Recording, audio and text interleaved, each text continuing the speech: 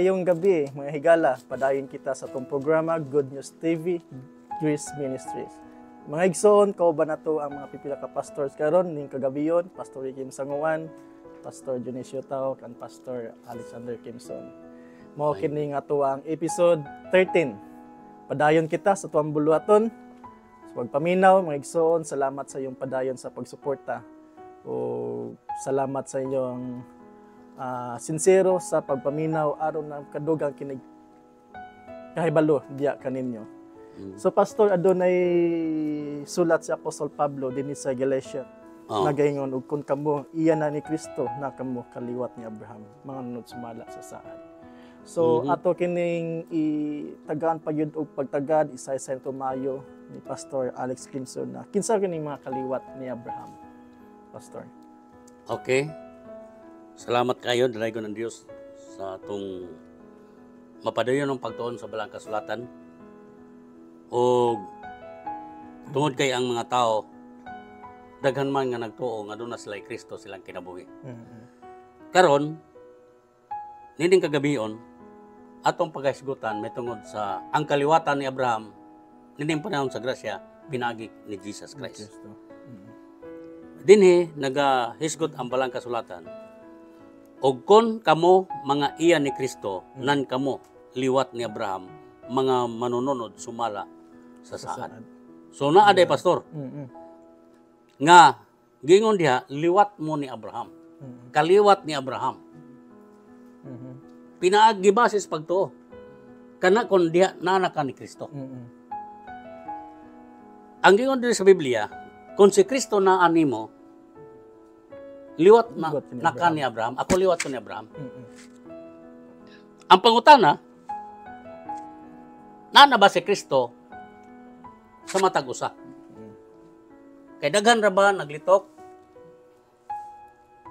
Nagtawag sa ngalan ni Jesus Christ. Ang problema ra ba? Kay ang ilang pagtawag, walay kwenta sa Dios, sanglit. Wala man sila may sakop sa Dios. Sa unsang paagi nga ang tao may sakop sa Ginoo o maiya ni Jesus Christ. Maiya lang ang tao diha ni Jesus Christ. Sa diha nga siya manimati sa mensahe ni Pablo. Kay si Pablo lang ang gitagaan niya katungod nga magwali mahitungod sa pagtuo. Unsa may tuhuan? Ang tuhuan mao ang kamatayon ni Jesus Christ didto sa Kalbaryo nga ihatag sa matag usa walay bayad. Sa ato pa kung ang tao mudawat ni Jesus Christ makabaton siya kinabuhi nga walay katapusan o makabaton siya kaluwasan nga walay bayad. Ang bot pasabot sa Dios, sadyang mudawat ka sa mensahe ni Pablo. Ang nakaproblema manggod karon, nagkasagaran sa mga tao nga naako na sila Kristo, ang problema kay sa mensahe nga ilang mensahe og ilang gidawat, mensahe sa 12 ka apostoles. Ang mutuo o magpabautismo maluwas. Ang dili mutuo huk magsilot. Anak ba sila ni Abraham? Naana ba sila ni Kristo? Wala. Kaya ang paagi nga ang pagkaangkon o pagkabaton nila ni Kristo Jesus sa ilang kinabuhi o sa atong kinabuhi, gibase lamang didto sa kamatayon ni Jesus Christ. Walay binuhatan. Walay adlaw pagpahulay.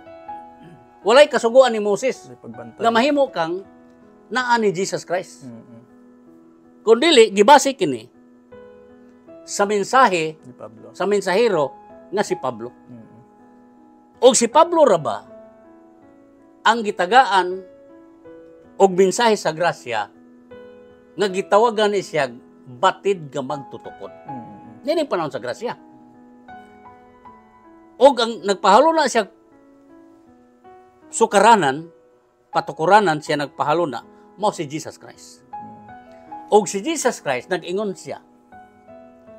Mo yang sulat nga to ni Pablo, mo yang gihatag nga kabaturan nga to ni Pablo, nga nagsulat si Pablo, kay alang sa kaluwasan sa tanang mga tao ang grasya sa Dios gikapadayag.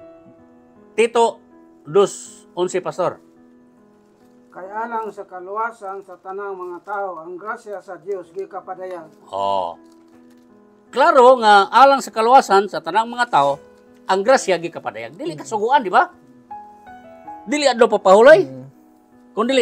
Kung gusto ang tao maluwas, dili bautismo sa tubig. Kung dili alang sa kaluwasan sa tanang mga tao, unsa gingon niya? Ang grasya sa Dios gikapadayag. Kay unsa man ning grasya? Favor na. Hatag sa Dios, wala kay katampo, buhat ni sa Dios. Nga iyang gihatag, munay gasa, munay gitawag libre. Ug sa diya nga imo pong gidawat si Jesus Christ sa imong kinabuhi. Iya na. Ang himuon sa Dios, iyang ipadala ang Espiritu ni Kristo sa nagsalig kaniya. Okay, Pastor Rizem, sa Galatia 4:6. Sige. Tungod kay kamo mga anak man, Oh. ang Dios may padala sa Espiritu sa iyang anak nga Oh. ni sa ato mga kasing-kasing Oh. nga nagatuaw aba mahan. Oh. Unsa himuon sa Dios? Sa diyang mutuo na ka, ang Dios Padala. mupadala na dayon sa Espiritu ni Jesus Christ nganhi sa atong mga kinabuhi. Sa ato pa, ang balaang Espiritu mupuyo diha sa sulod nato. So inigsulod niya nato munang iyatan ni Kristo. Maimperno pa ba? Wala ay. Dili man ta maimperno. Walay pagkahinukman sa silot, sila nga naakang Kristo Jesus. Mo man gingon sa Roma 8:1. Sila nga naakang Kristo Jesus, dili na mga hinukman sa silot. Roma 8:9. Paniliw Pastor Junel sa Roma 8:9.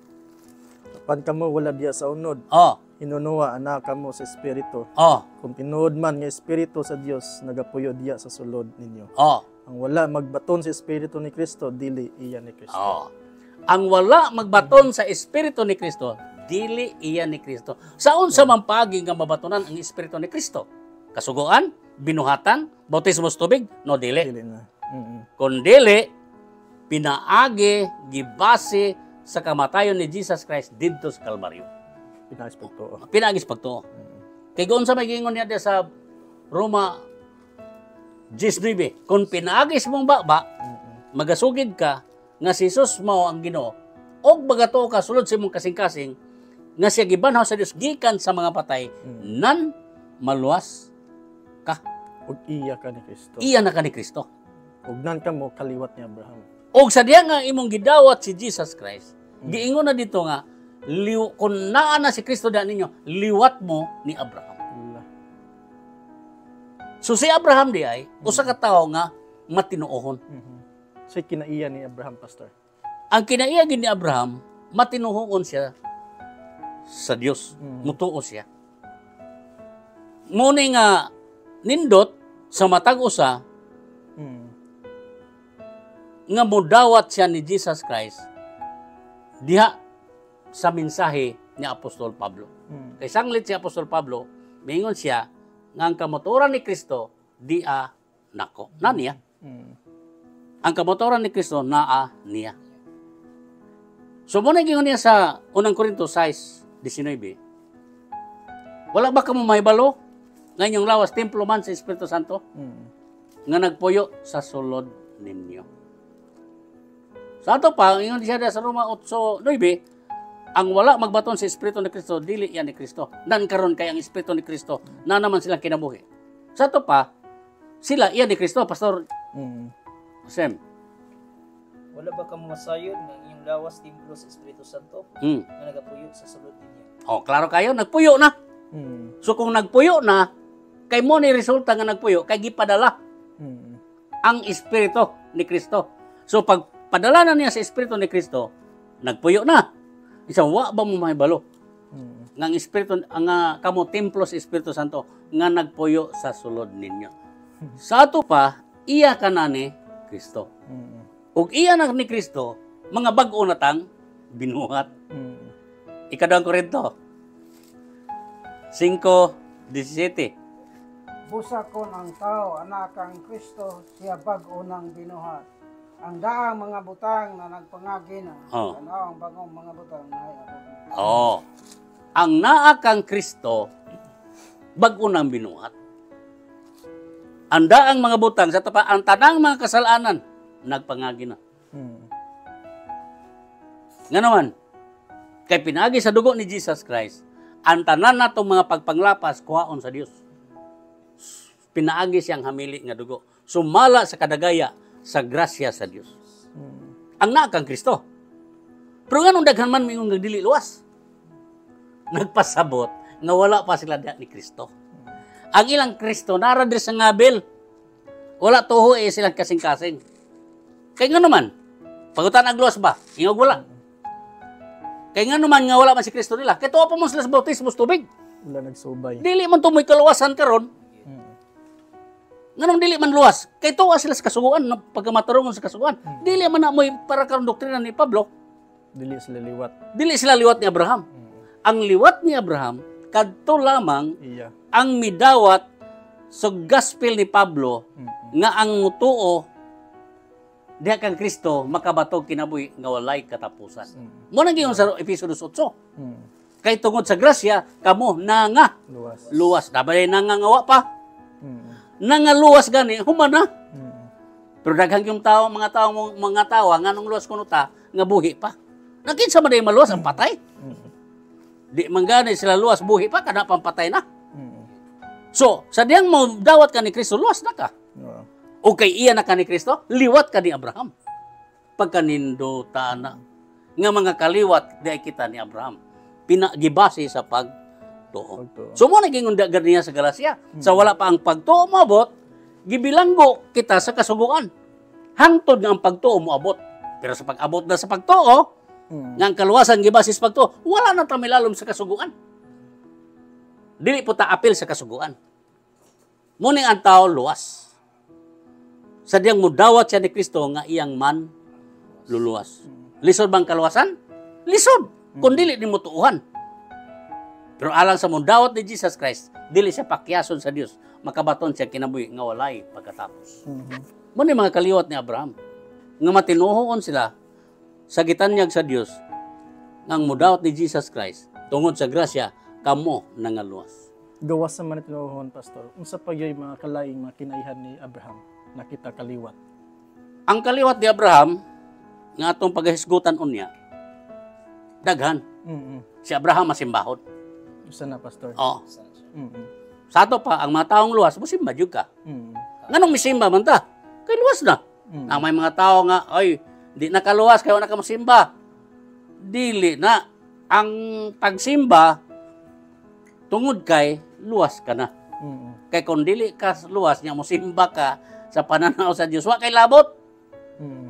Dumuluong hintil og walay Dios sumala pa sa Epeso kapitulo 2 bersikulo 11 ngadto sa 12. Daghan kayo.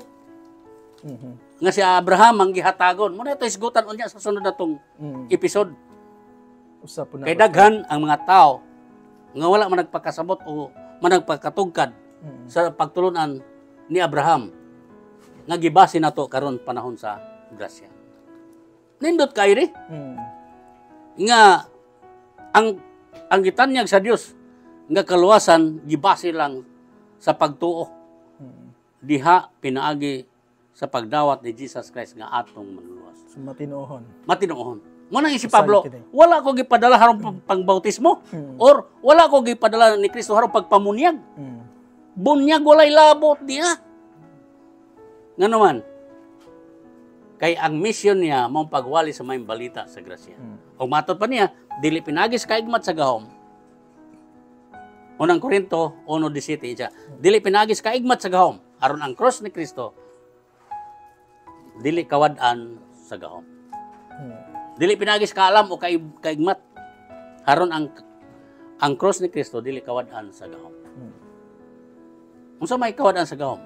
Walay power, walay gahom pagluwas ang cross ni Kristo kung ang tao dili matinuhoon ngadto sa Dios.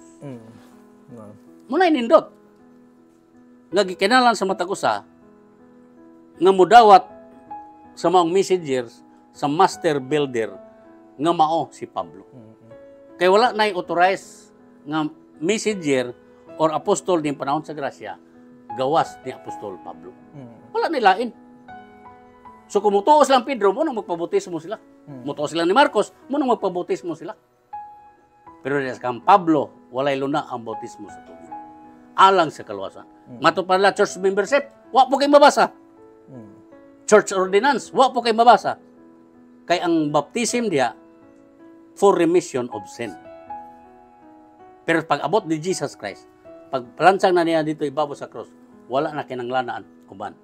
Kundi pinaagi gibase pagragyod sa grasya ni Kristo, pinaagi kang Pablo. Muna yung gipawali. Ug muna nga nakita sa 12 ka mga apostoles, ang mensahe ni Pablo, muna nakiglamano sila, ug doon na sila panagsabot, nga kining 12 sila mo ato sa Israel, ug si Pablo mo ato sa mga hintil sa lawas. Sama nato mga hintil sa lawas. So, sa dihang atong gidawat si Jesus Christ, na si Kristo nato. Balaan na ta, mga taong luwas. Kung kamo iyan ni Kristo, liwat mo ni Abraham. O sa katao nga matinuohon, nagtuo siya, o unsa ang mga saad sa Dios ngadto kaniya.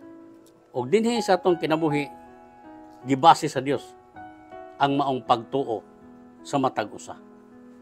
So igsoon higala nining kagabion. Walay lain nga paagi sa kaluwasan nga gitanyag sa Dios. Kundi pinagi ra dito sa iyang kamatayon dito ibabaw sa krus Kalbaryo. O sa diyan mo siyang dawaton, nahimo kang anak sa Dios. O sa diyan nahimo kang anak sa Dios, si Jesus Christ na dinis tong kinabuhi. O sa diyan nga na si Kristo sa tong kinabuhi, gitawag ka na liwat ka ni Abraham. Okay, mga kaliwat ni Abraham, matinuon, mga taong naa kang Kristo Jesus. Dalaygon ang Dios nining kagabion.